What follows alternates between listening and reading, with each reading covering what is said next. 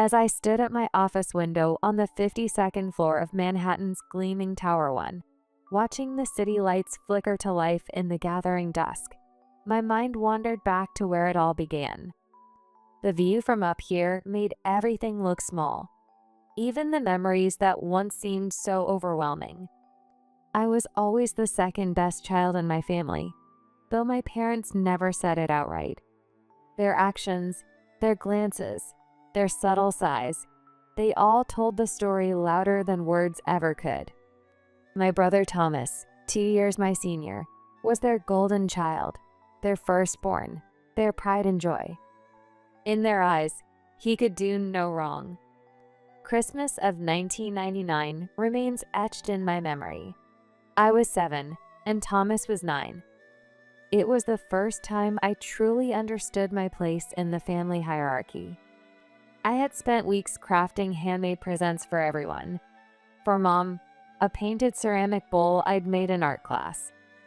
For Dad, a photo frame decorated with seashells we'd collected during our summer vacation.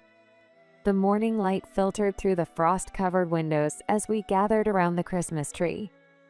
Thomas went first, as always. Oh, look what Santa brought you, Thomas. The new PlayStation. And all these games. You've been such a good boy this year, son. You deserve it. When my turn came, I received a generic doll and some colored pencils. But it wasn't the presents that hurt. It was what happened next. Mom, Dad, I made these for you. I remember how my small hands trembled as I presented my carefully wrapped gifts. Mom barely glanced at the bowl before setting it aside. That's nice, dear. Thomas, honey, let's set up your PlayStation. Dad's frame ended up at the bottom of a drawer, never to see the light of day again. But Thomas's crayon scribble of a football field was immediately hung on the refrigerator. That same winter, another memory stands out. The day that crystallized our family's double standards. Thomas was showing off his new baseball pitch in the living room. Mom, Dad, watch this. The crystal vase that had been Mom's wedding gift went flying, shattering into 1,000 pieces on the hardwood floor. Oh, sweetie, accidents happen. You're getting so strong with your pitching. We'll have to practice outside next time. Mom had said, ruffling his hair affectionately. But just a week later, when I accidentally knocked over my glass of grape juice on the cream carpet. Margaret, how could you be so careless? Go get the cleaning supplies right now. I was grounded for a week, while Thomas's baseball-induced destruction had been met with kisses and praise. These double standards colored every aspect of my childhood. Thomas would bring home C's on his report card, and our parents would say he was just focusing on sports. But when I got an A- instead of an A+, the disappointment in their eyes was palpable. You could do better if you actually tried, Margaret. The only person who truly saw me was my grandmother, Rose. Living just 3 blocks away, Grandma Rose's house became my sanctuary, my escape from the suffocating atmosphere at home. Every Saturday morning, while Thomas had his baseball practice and my parents cheered from the bleachers, I would slip away to Grandma Rose's cozy Victorian house with its wraparound porch and garden full of roses. "There's my little scientist," she would greet me, already wearing her flour-dusted apron. Our Saturday baking sessions were more than just cooking lessons. They were life lessons wrapped in the warmth of her kitchen. You see, Margaret, baking is just like science. It's all about precise measurements, chemical reactions, and most importantly, patience. One particular Saturday stands out in my memory. I was 11, and I'd just received my first perfect score on a science test. Mom and Dad didn't even look at it when I showed them. I confessed, fighting back tears as we kneaded bread dough together. Then they're missing out on seeing something extraordinary. Not just the test, but you, my darling girl. She wiped her hands on her apron and disappeared into her study, returning with a beautiful leather-bound notebook. I was saving this for your birthday, but I think you need it now. Every great scientist needs a proper laboratory notebook. That notebook became my treasure. I filled it with experiments, observations, and dreams. Grandma Rose would read every entry, asking questions that made me think deeper, challenging me to explore further. She attended every science fair, debate competition, and academic ceremony, events my parents always seemed too busy to attend. While they filled our family room with Thomas's sports trophies, Grandma Rose created a special shelf in her study for my academic awards. Your mind is your greatest gift, Margaret. Don't let anyone dim your light, she would say, helping me practice debate speeches or review mathematical formulas. Those quiet afternoons in her study, surrounded by books and unconditional love, shaped who I would become. During my 13th summer, she taught me about investing while we tended her rose garden. See these rose bushes? I planted them as tiny shoots, and now look at them. That's what smart investments do. They grow slowly, but surely, just like you're doing. She explained concepts like compound interest and diversification in ways that made perfect sense, using her own life experiences as examples. Your grandfather and I started with nothing, but we were patient and smart with our money. That's how we built everything we have. It was during these conversations that I first dreamed of a future in business and finance. Grandma Rose didn't just listen to my dreams. She nurtured them, fed them, helped them grow. Every birthday, while my parents were too busy to celebrate, Grandma Rose made it special. She would bake my favorite lemon raspberry cake, decorated with fresh roses from her garden. Make a wish, my precious girl. And remember, some wishes aren't just dreams, they're plans waiting to happen.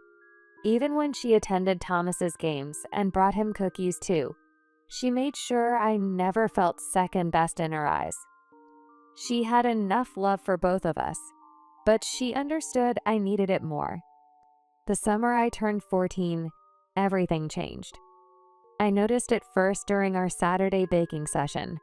Grandma Rose had to sit down more often, and her hands trembled as she measured the flour. Just a bit tired today, sweetheart. Nothing to worry about. But there was plenty to worry about. 2 weeks later, we got the diagnosis: stage 4 pancreatic cancer. The doctor's grim expressions told us what they weren't saying aloud. I started spending every afternoon at the hospital, doing my homework in the uncomfortable chair beside her bed. While the monitors beeped steadily, she would tell me stories about her youth.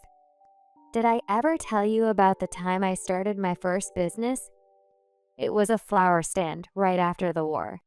She shared tales of determination, of facing discrimination as a woman in business, of never giving up. Even from her hospital bed, she was teaching me. Sorry I can't visit more often, Grandma. Coach says these practices are crucial for the Scouts. Thomas needs to focus on his future, dear. The college scouts are coming to watch him play, Mom would say, as if my daily hospital visits weren't affecting my future too. But I couldn't bear the thought of Grandma Rose being alone. One particularly difficult evening, when the pain medication made her drowsy but not enough to sleep, she asked me to read from her favorite book of poems. You have such a lovely reading voice, Margaret. Promise me you'll always speak up, make yourself heard. Then came the evening that would change everything. Grandma Rose called our whole family to her hospital room. Her voice was weak but determined as she gripped Dad's hand. Robert, I need you to promise me something about my inheritance. The room fell silent except for the steady beeping of monitors. Mom stopped scrolling through her phone, and even Thomas looked up from his sports magazine. Promise me you'll use it for both of their educations. Both Thomas and Margaret need to go to college. Her eyes, though tired, were sharp as she looked at each of us in turn. Margaret has such a brilliant mind. She could do amazing things with the right education. Of course, Mom. I promise you, right here in front of everyone, that your inheritance will go to both Thomas's and Margaret's education." Margaret, come here, darling. She pressed something into my hand. Her old locket, the one she always wore. Remember what I taught you. Your mind is your greatest asset. Don't let anyone tell you otherwise. 3 days later, she was gone. The world felt colder, dimmer without her in it. After Grandma Rose passed, I threw myself into my studies with even more determination. The leather-bound notebook she'd given me became my lifeline, filled now with not just experiments, but also memories of her. My report cards were filled with A's, but at home, they ended up buried under takeout menus and Thomas's football schedules. The only person who would have proudly displayed them was no longer there to do so. In my sophomore year, I joined the debate club, despite my hands shaking every time I had to speak in public. I would clutch Grandma Rose's locket before each debate, drawing strength from her memory. Project your voice, Margaret. You have brilliant arguments. Let them hear them. My debate coach would say, echoing Grandma Rose's words about making myself heard. Gradually, my voice grew stronger, though at home it remained as silent as ever. I started staying late at school, working on a special science project. The idea had come from one of Grandma Rose's stories about the Victory Gardens during the war. I developed a vertical hydroponic system that could grow vegetables in small urban spaces, using minimal water and recycled materials. The project consumed my evenings and weekends for months. This is remarkable work, Margaret. You should enter it in the state science fair. When I won first place at the state science fair, the local newspaper ran an article about it. "Local student revolutionizes urban farming," the headline read. I left the newspaper on Dad's desk, but it disappeared under a pile of papers, unread. Meanwhile, Thomas's every football game was marked on our family calendar with bright red circles. That spring, I was selected as one of 10 students nationwide to participate in a prestigious science camp at MIT. The acceptance letter came with a full scholarship. But that's during Thomas's championship game. We need you to help set up the celebration party. I went to the camp anyway. For 2 weeks, I worked alongside other young scientists, developing solutions for real-world problems. For the first time since Grandma Rose died, I felt truly alive. You have a remarkable mind, Margaret. We'll be watching your career with great interest. Then came Thomas's graduation. Our usually quiet house transformed into party central. Mom spent weeks planning every detail, from the catering to the decorations. The backyard was packed with relatives, friends, and what seemed like half the neighborhood. Dad stood up, clinking his glass for attention. "We are so proud of you, son. Not only has our boy graduated, but he's also heading to Westbrook University this fall. And thanks to Mom's inheritance, we've been able to secure Thomas's future at one of the best colleges in the country." I stood in the corner, the words "Mom's inheritance" echoing in my ears. I touched Grandma Rose's locket, remembering her final wish. The metal felt cold against my skin. In my senior year, while my parents were busy visiting Thomas at college, I worked on my college applications in solitude. Each essay was crafted with the same precision Grandma Rose had taught me in her kitchen. My acceptance letters started arriving on a crisp spring morning. First came Redwood State University with a full scholarship and free dorm accommodation. I sat on my bed, reading their praise of my academic achievements and leadership potential, wishing Grandma Rose could see this moment. Then came the letter I'd been dreaming of, Sterling College, with its prestigious business program. The same program Grandma Rose had once mentioned during our garden talks. Remember those investors who used to visit your grandfather? They all came from Sterling. That school teaches more than just business. It teaches vision. I waited until my parents returned from their latest visit to Thomas. the sterling acceptance letter was safely tucked in my desk drawer, Redwood's offer hidden as my backup plan. That evening, during a rare moment of silence at dinner, I gathered my courage to speak. I got accepted to Sterling College. Their business program is highly ranked. That's nice, dear. Mom barely looked up from her phone, where she was scrolling through photos of Thomas at a college party. I'd need to pay tuition. I was hoping we could use my portion of Grandma Rose's inheritance. Oh, honey. We don't have money for your college tuition. The words hit me like a physical blow. But Grandma Rose's inheritance. She made you promise. We were all there. You, Mom, Thomas, me. She made you swear you'd use the money for both our educations. Thomas needed the extra support. College is so expensive these days, and he has his football career to think about. I just didn't want to upset my mother in her final days. We knew from the start we wouldn't be giving you any of that money.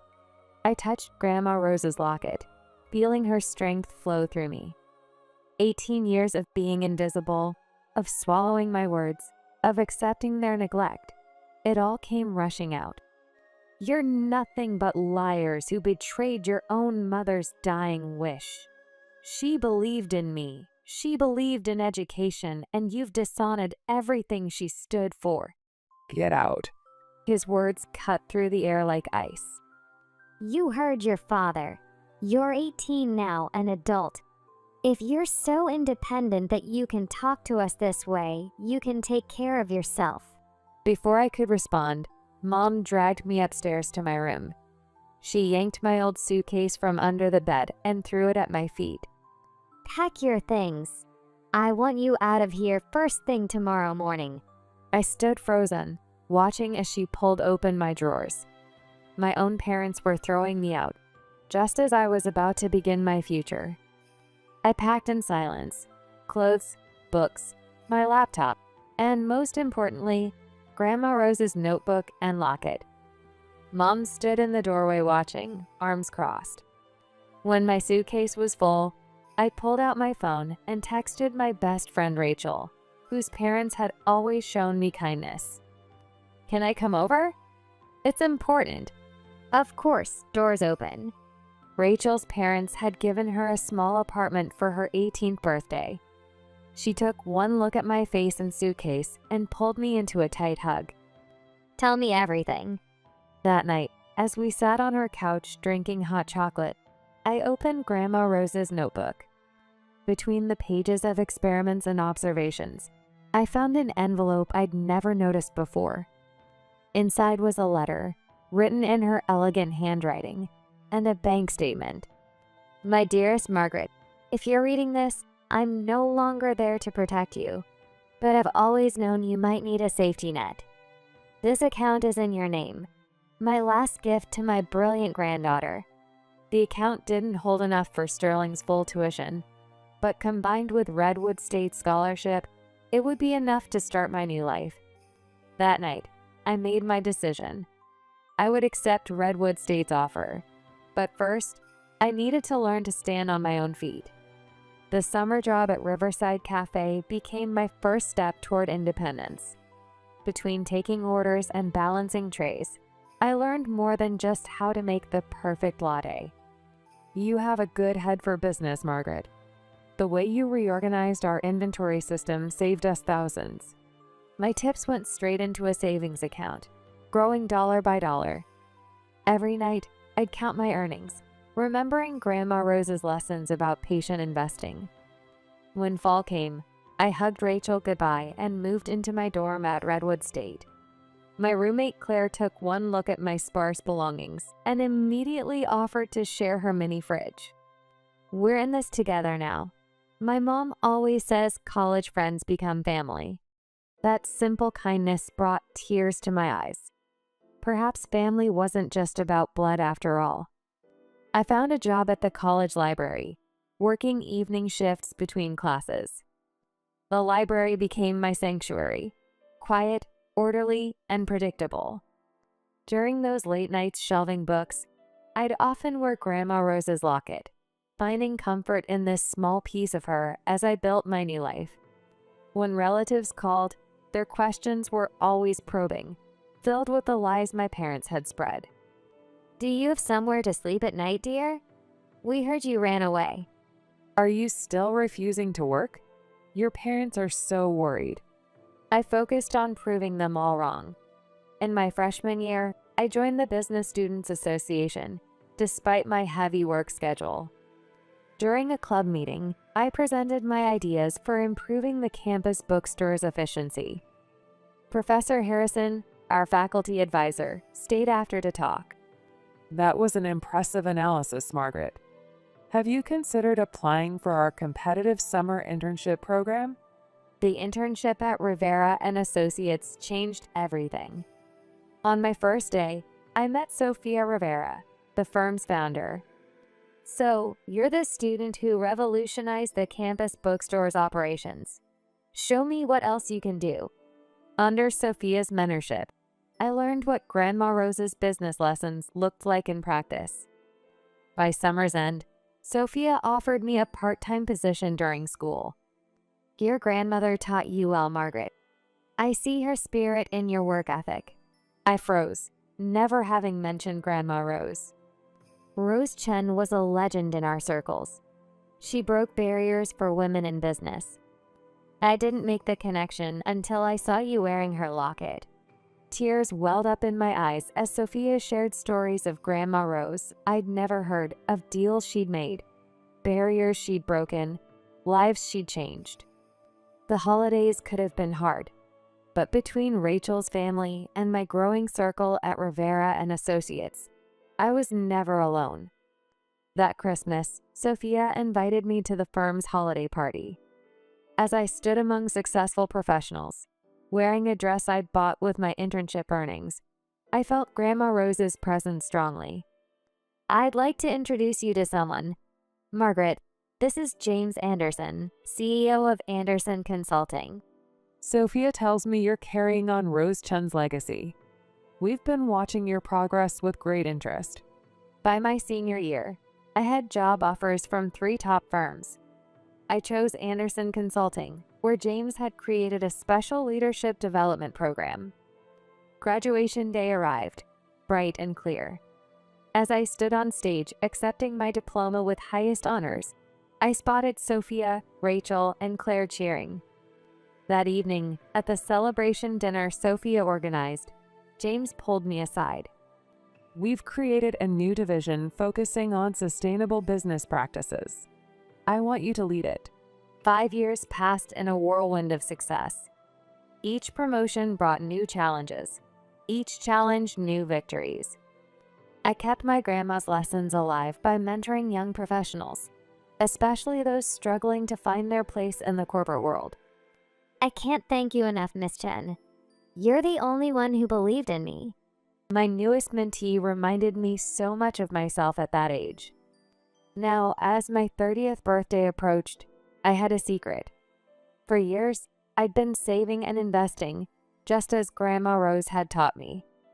3 weeks before my birthday, I stood in an empty penthouse apartment with floor-to-ceiling windows overlooking Central Park. Congratulations, Ms. Chen. It's all yours. That evening, I posted on social media for the first time in years. Just me, standing in my beautiful empty apartment. A week later, my phone buzzed with an unfamiliar number. My mother's voice came through, sweet as honey and just as sticky. Margaret, darling, we saw your gorgeous apartment. Your father and I would love to celebrate your birthday at home with family. I arrived at my parents' house in my Mercedes, wearing Grandma Rose's locket. The house looked tired, with peeling paint and an overgrown lawn. Inside, Thomas sat on the worn couch, jobless and living at home, beside his pregnant wife. Thomas is just between opportunities right now. But your success. Tell us about your new apartment. As relatives arrived, I stood up, touching Grandma Rose's locket for strength. You know, Grandma Rose taught me that success isn't just about money. It's about integrity, about keeping promises. She also taught me about forgiveness, not for the ones who hurt you, but for yourself. I opened the locket, removing a folded paper. Grandma Rose's last letter to me. She knew what you'd do with her inheritance. That's why she set up a separate account for me years before. She believed in preparing for all possibilities. Margaret, I'm establishing a scholarship fund in Grandma Rose's name for students who, like me, need to forge their own path. Later that evening, in my new apartment, surrounded by true friends and chosen family, Sophia raised her glass. To Rose Chen's legacy, and to Margaret, who proved that the strongest flowers can bloom anywhere. As I looked around at these faces, my real family, I touched Grandma Rose's locket and smiled. Some legacies aren't about money or inheritance. They're about the strength to write your own story.